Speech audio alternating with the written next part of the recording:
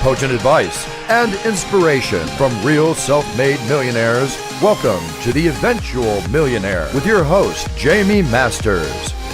Welcome to Eventual Millionaire. I'm Jaime Masters, and today on the show we have my good friend Steve Chou. Now, he runs an amazing site called mywifequitherjob.com. If you haven't heard of it, you have to. I think it's awesome. He also runs an e-commerce store called bumblebeelinens.com, and he literally just quit his job, even though he makes a ridiculous amount of money for the longest period of time on his blog, because you have income reports on there. Thank you so much for coming on the show today, Steve. I really appreciate it. It's great to be here, Jaime. It's so funny because I've seen you at so many conferences and you were always like, oh, I still have a day job. And I'm like, no, I thought you were making good money. You're like, I am. Why the heck did you keep your day job for so long?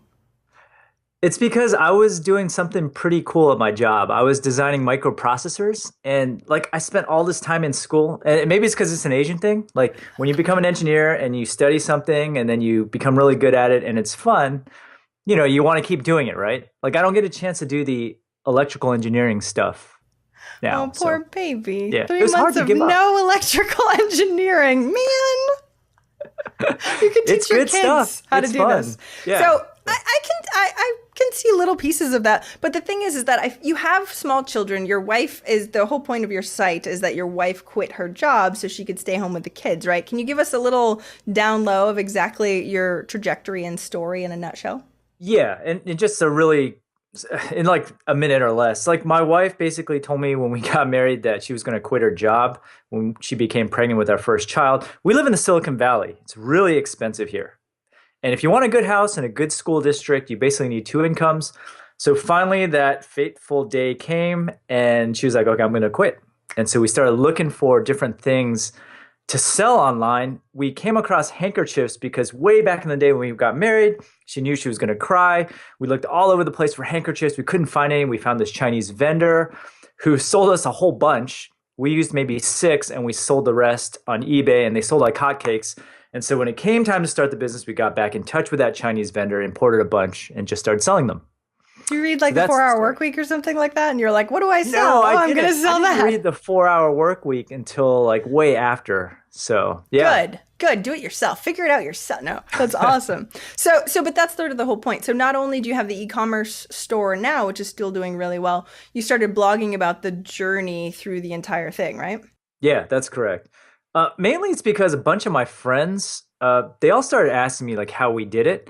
And instead of just telling the same story over and over again, I decided to just document it. And what's ironic about that is that my friends didn't want to read what I was writing. And then I just got a bunch of random people reading it. And that's kind of how the audience got started.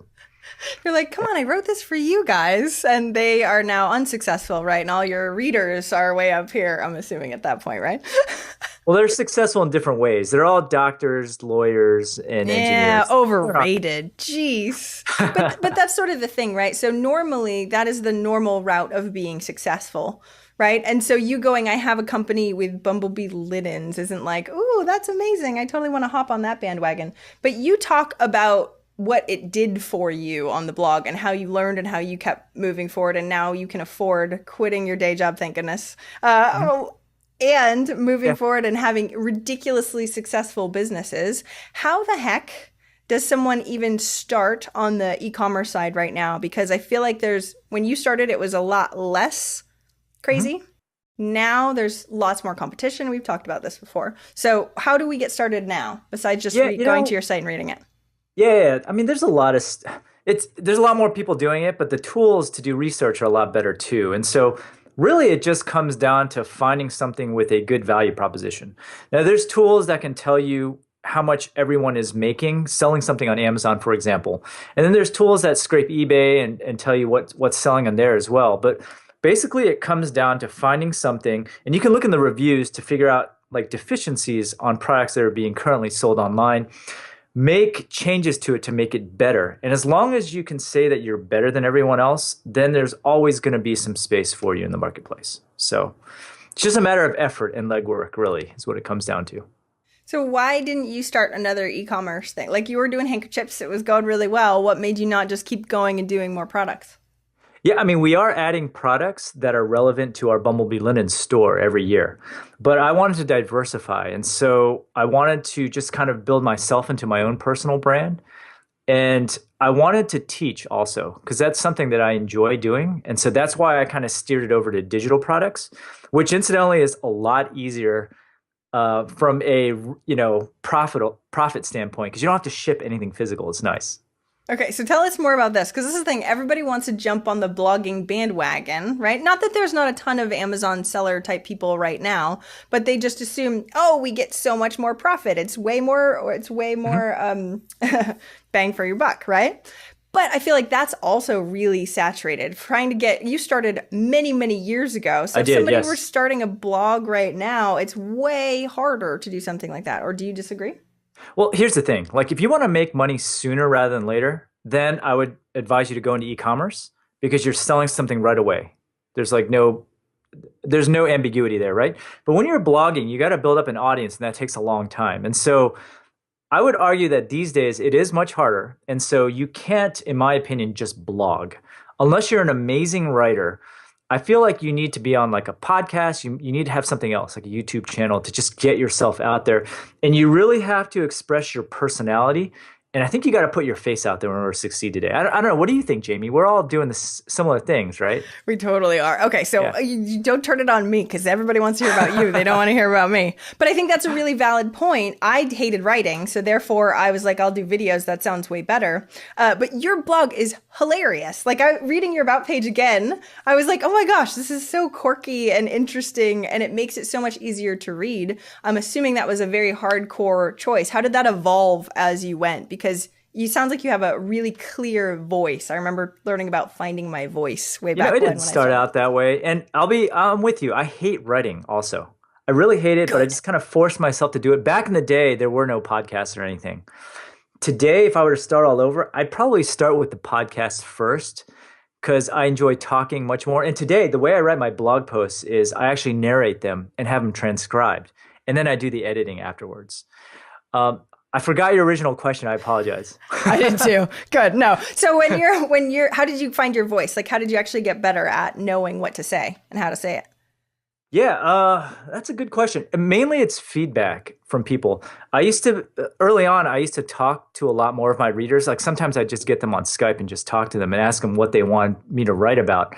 And here's the thing. When I first started writing, I was really timid, right? Because I didn't want to piss anyone off. Yep. And that's just my personality too. And it's like an Asian thing too, I think, right? You want to just kind of blend in and you don't want to cause a ruckus. But I remember there's this one post that I wrote where I pissed off the entire Etsy community. But that post did really well. And so I was like, okay, maybe I should just start talking about how I really feel about things and not necessarily piss people off, but just take a side and really say what's on my mind, as opposed to being like middle of the road. And that ended up doing much better. Okay, so I want to ask you about this, because I was just chatting with Pat Flynn about some of this stuff too. He's like, do more behind the scenes, do more. I am so opinionated as a human being. And if you don't know me very well, I am just nice and girl next door and blah, blah, blah, right? But if I get you in person, I'm like, oh no, you don't do that. That's dumb. You should totally do this and do that. And I haven't really been able to sort of show that as much as I could on my site. Most of it's interviews, and I try and shut up as much as humanly possible. So you give me your advice for sort of pulling back the curtain and really being more opinionated. What's that? What did you learn so far of what's working on that side? Am I trying to piss people off? Am I looking for things like that? What are the things that I should be doing? So I never try to piss anyone off. So just good, because I'm a people pleaser, and that wouldn't work very well for me. But I do take a stance, and then I stick with it instead of kind of being wishy-washy about it. I feel like if you're just in the middle of the road, then that's a negative. You have to just take a position and stick with it in order to be successful. Like, the middle of the road guys don't get anywhere, in my opinion.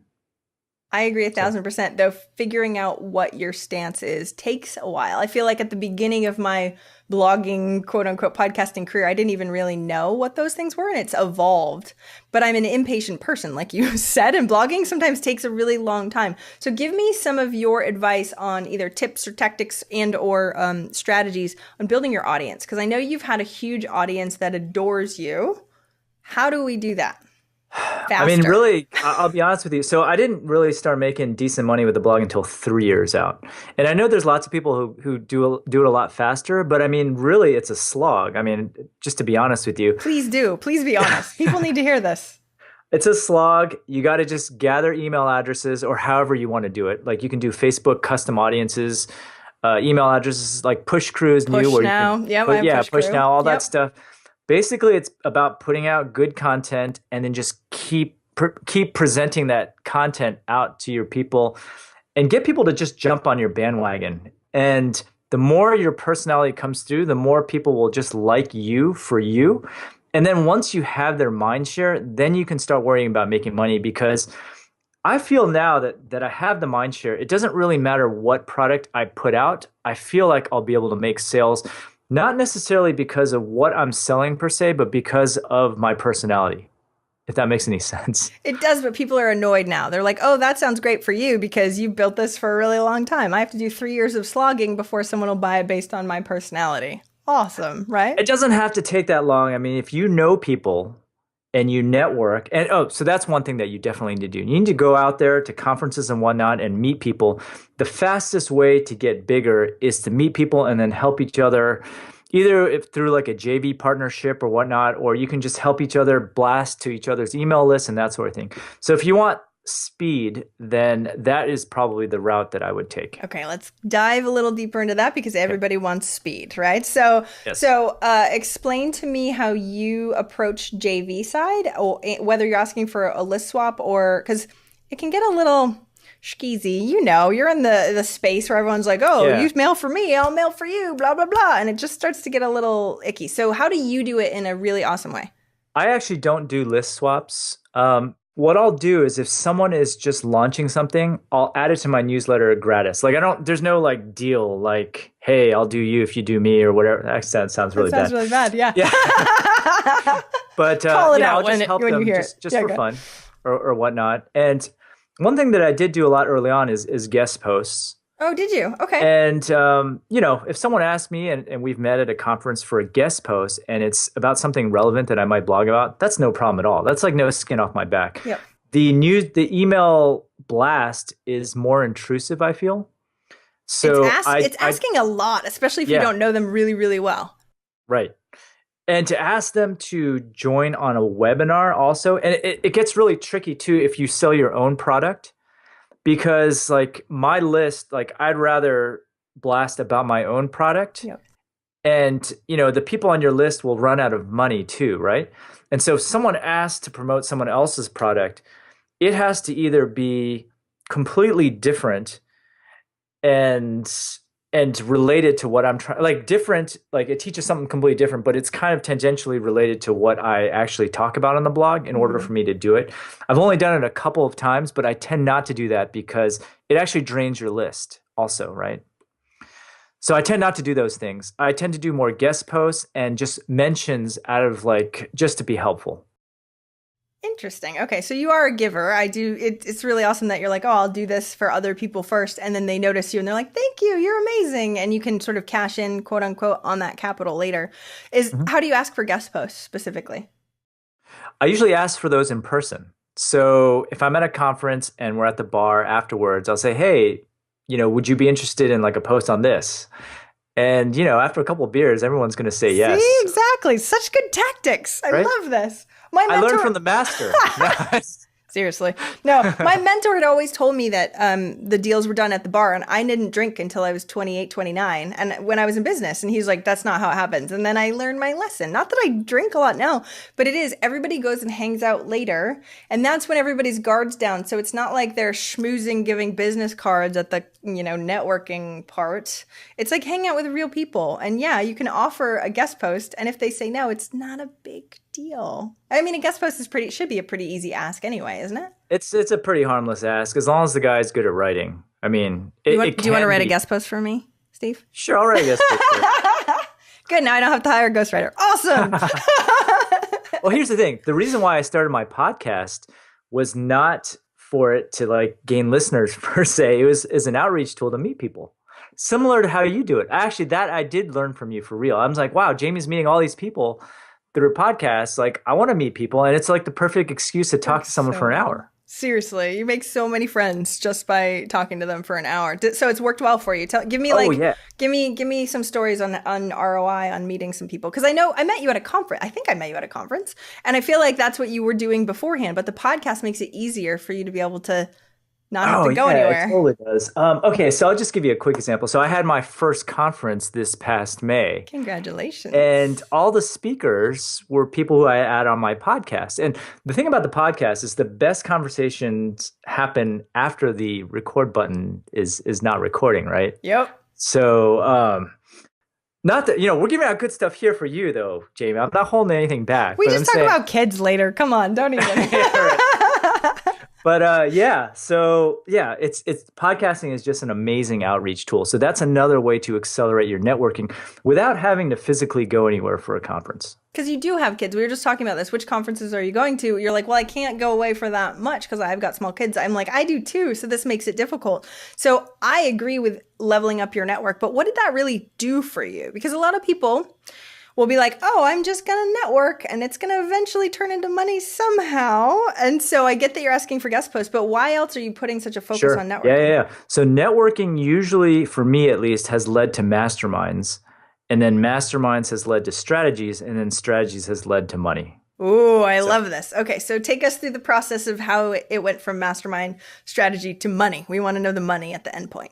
Yeah. So after talking to some people, and I'll just give you a quick example. So I was at an e-commerce conference where I met up with a bunch of guys and we just started talking randomly about things that were working for our stores. And then I was like, would you like to get together? Nothing major, just like once a month or once every other week, just to talk about what's working for our business. Okay. And then we'd get together and we'd share things, and inevitably there'd be something that they would mention that's working for them that would get me all excited. And I'll just give you a quick example of something I'm doing right now. Awesome. I'm doing a giveaway for my linen store right now.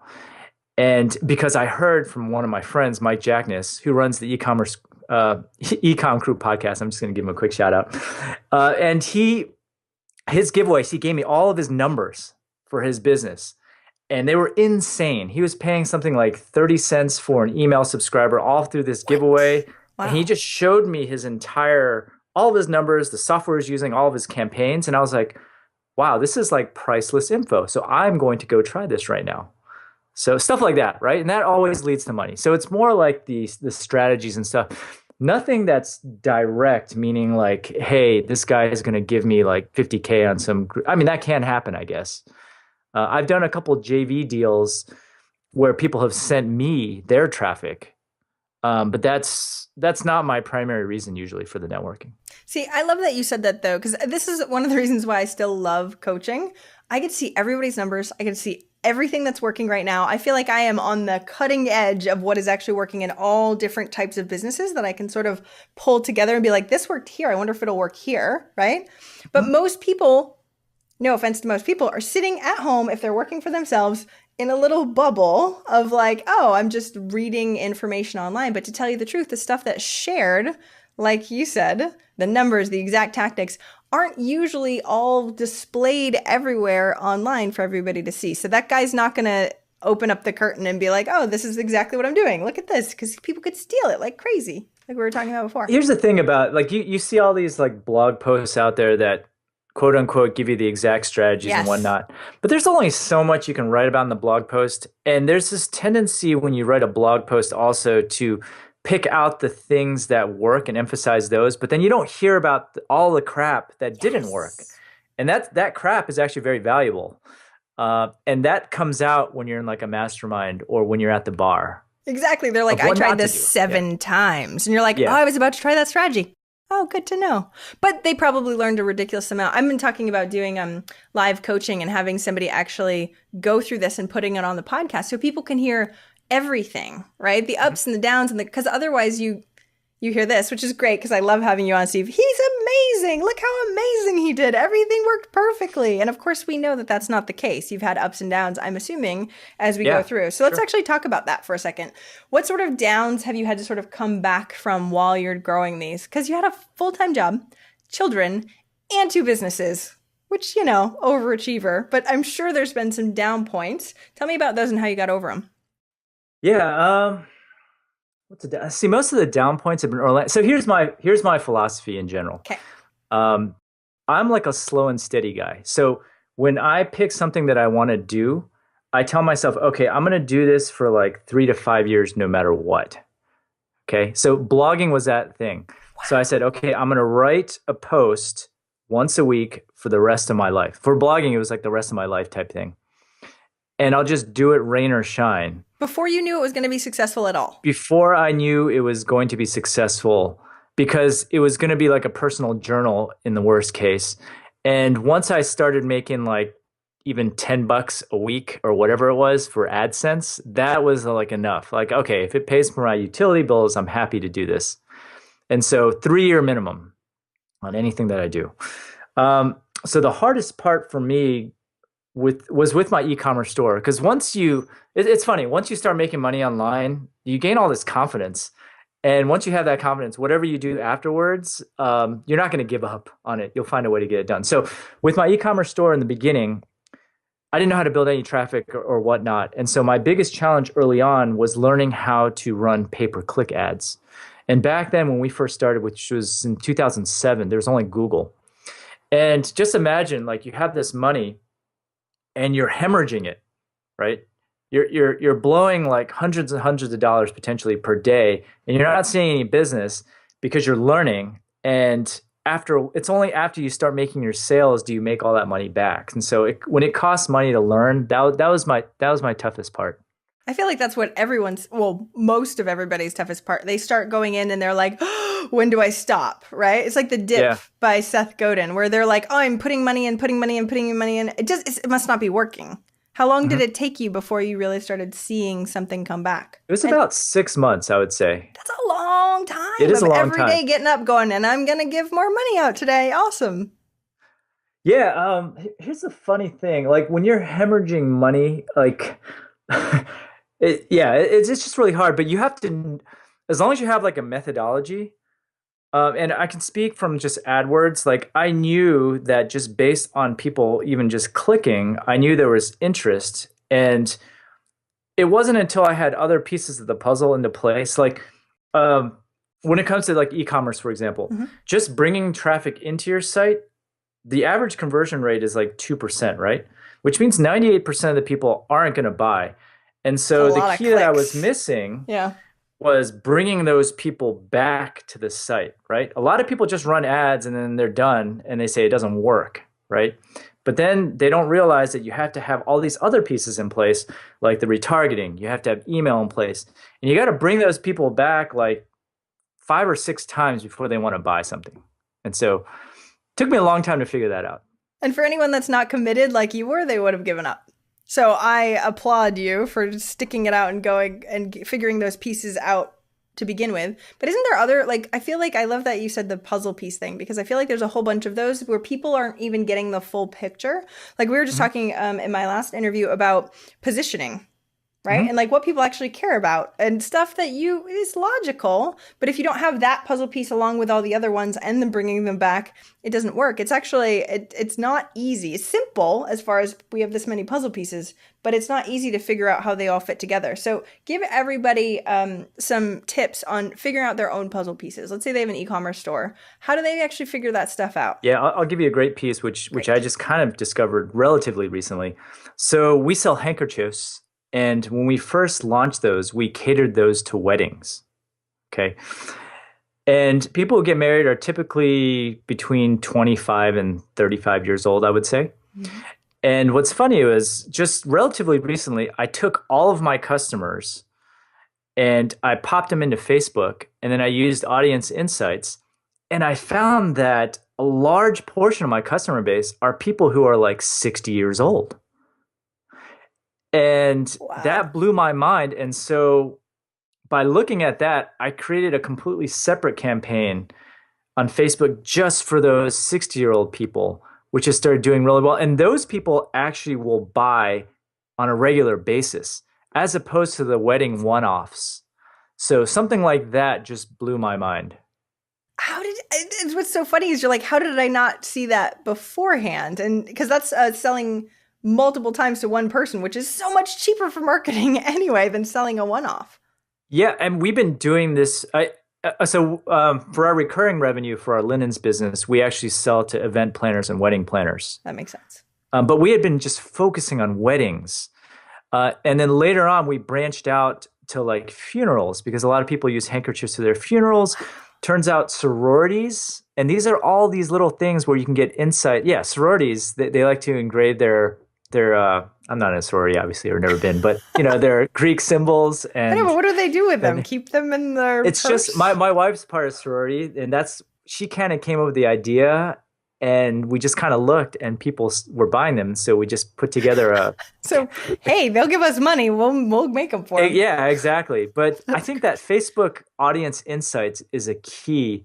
And the way you figure out new markets is you just use Facebook and you plug in different interests and just start running ads and figuring out who's clicking on them based on, whatever interest they are. And then if you find that a lot of people are clicking on this ad, then you just kind of delve deeper and just try different ad copy to get them to buy. And you get them on a retargeting pixel and you get them on an email list, keep bringing them back.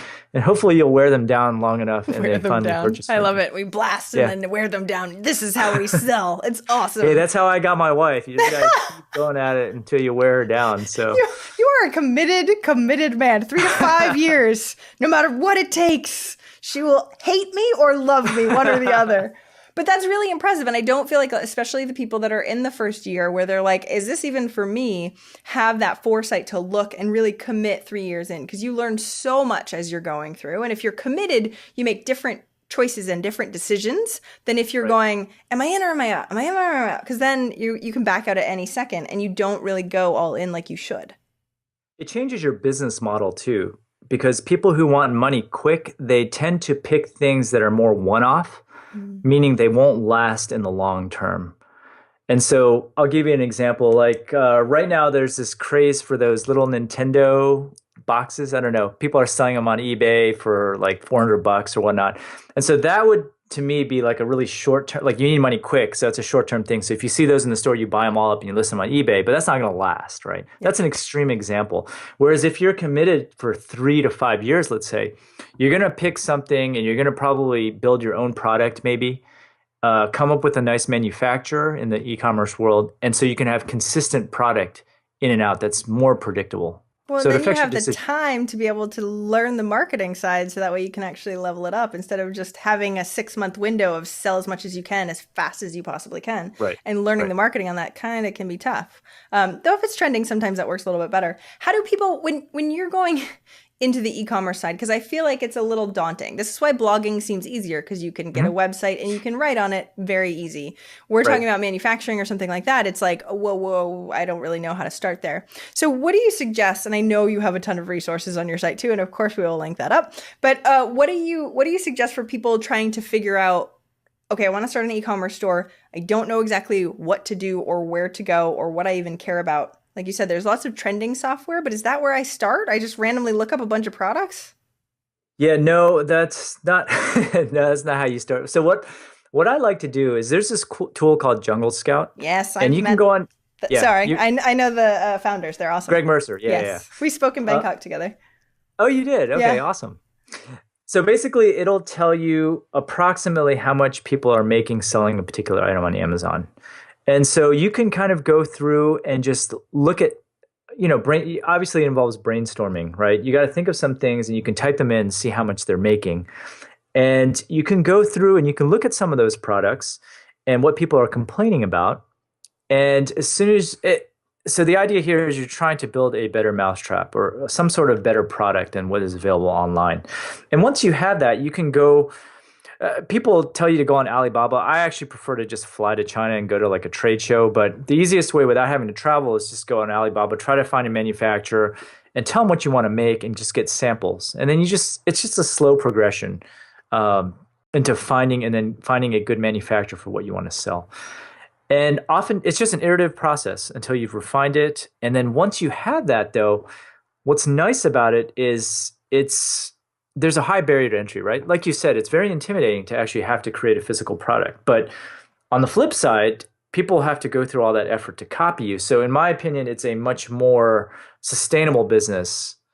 But you can make shorter term, you can make money faster than a blog, which in my case took a long time.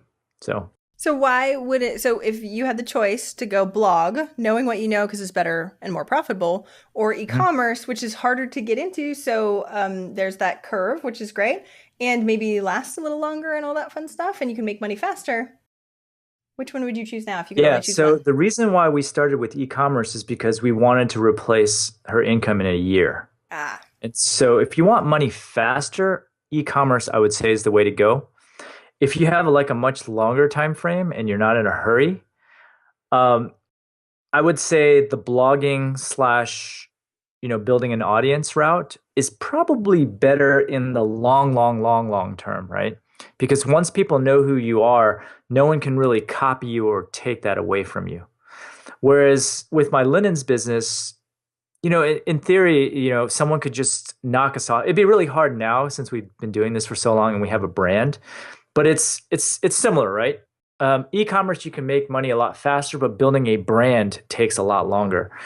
Whereas with blogging, you're still building a brand. It's like a personal brand, but you don't have that stuff to make money immediately with, if that makes sense. It makes perfect sense. Do you feel like that, because those are two very separate business models, do you feel like there's a lot of crossover when you're looking at marketing and business models and all that stuff? So what are the crossover? What are those things that you got really, really good at that made a difference on both businesses?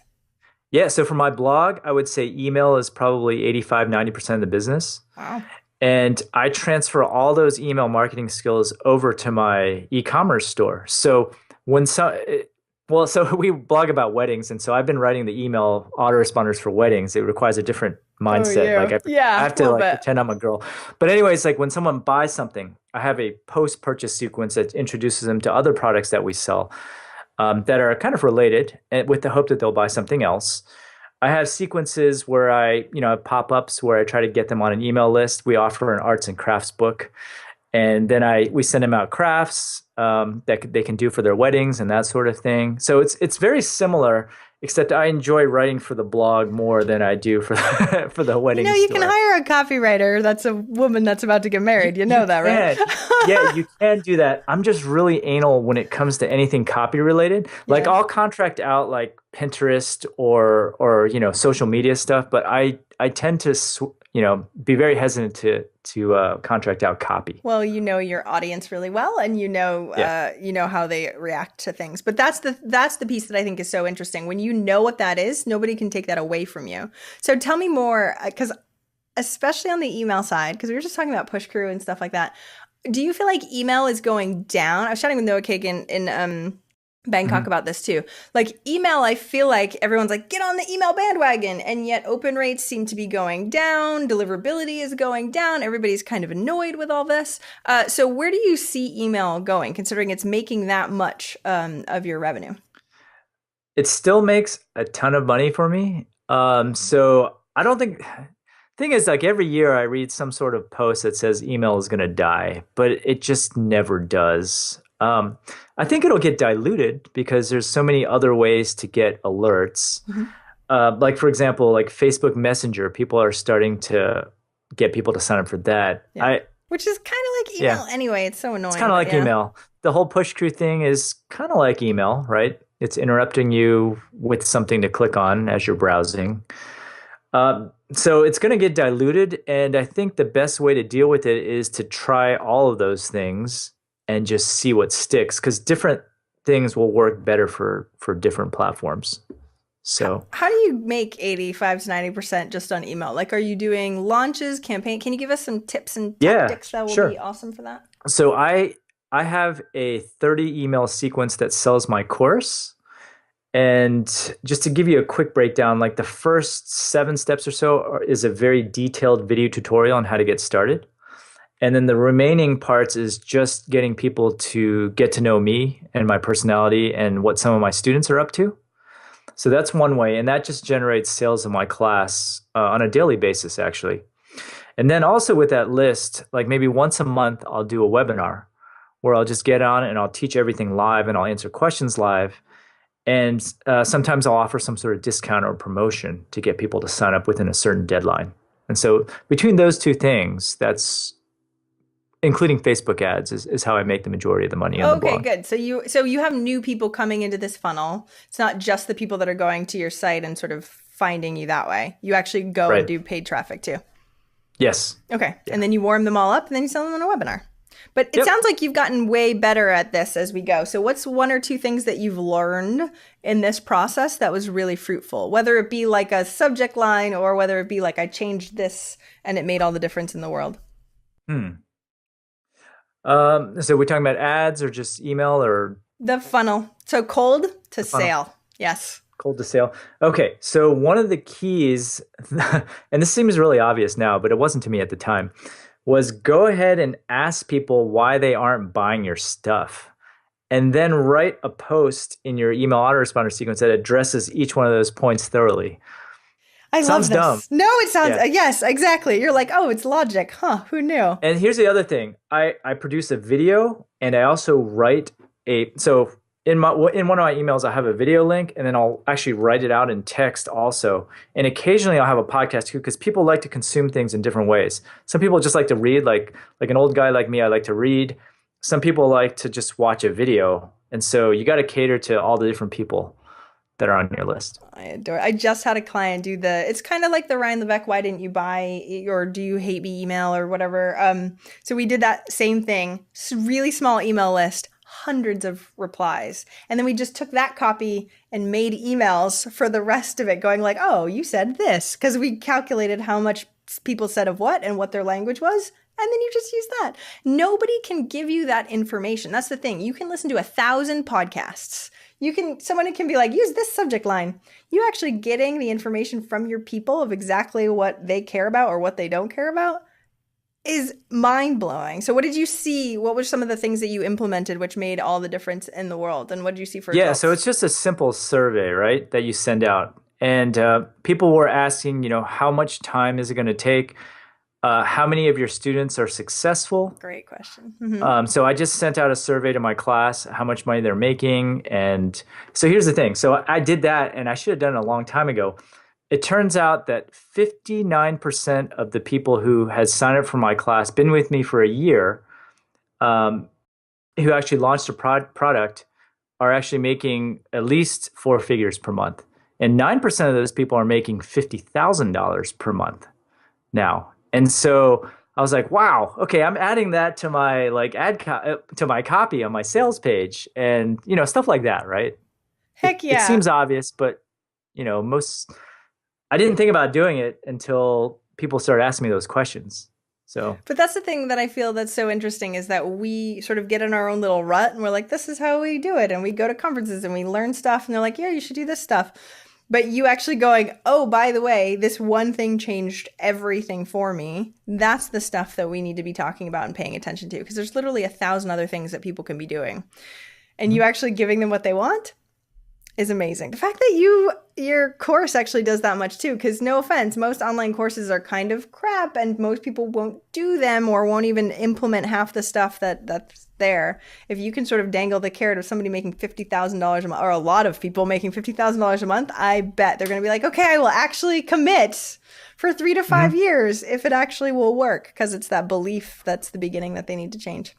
I love that. Okay, so we do have to start wrapping up because I had no idea that it was this much time. I know, right? So let me ask you the last question I always ask, and we'll have you back on the show because I feel like you know so much about the ins and outs of the little pieces that you've tweaked from a really long time that I would love to dive even deeper into some of this stuff. But what's one action listeners can take this week to help move them forward towards their goal of 1 million? You warned me about this prior to coming on, and I had something ready, and I just forgot all about it. Okay, so one thing that they can do to take action. Okay, so I would say that you should look at what you're offering and figure out why it's better than everyone else's, and then make that front and center above the fold on whatever landing page that you have. I can't tell you how many people don't do that. Me neither. Oh my gosh. Everybody that's listening, do that or put it in your calendar to actually do that, your conversions will go up. I swear this is what I do as a coach, is just going, hey, you should maybe do this because that's what you said they care about. And you just put it maybe there. let people know like what you're good at, like as soon as they... But we get stuck in our own heads and we forget about that stuff. So thank goodness you said that. Everybody else, and of course, if you have questions, let us know. But make sure you go ahead and put that on there. It should be blatantly obvious as to why yours is better. We know why yours is better, Steve, because people actually do stuff and actually make money. Huh, who knew? Thank you so much for coming on today. I really appreciate it. Tell us your links again so that way everyone can follow you, or Twitter or Facebook or wherever you are socially, so we can love you also. I mean, the easiest way, and if you want to look at my email sequence, you can head over to mywifequitterjob.com, sign up right there on the front page. And, if you're even remotely curious about e-commerce, that'll kind of give you a really good intro. And if you are getting married, I can hook you up with some hankies at bumblebeelinens.com. That was smooth, man. That was super smooth. Oh, yeah. And since we're talking about this, I also run a conference about e-commerce. So if you're really interested in selling physical products, it's called sellerssummit.com. It's going to be in Florida in May of next year. So you can come and hang out. And a bunch of my clients went to your event and loved it, by the way, just so you know. So a little testimonial for you there. Really appreciate it. Thanks so much for coming on the show today, Steve. I really appreciate you. Yeah, thanks for having me.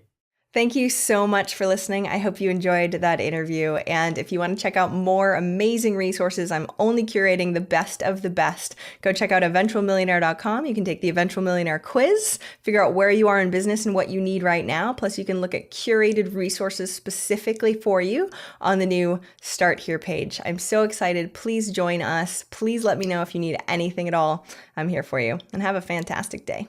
Bye.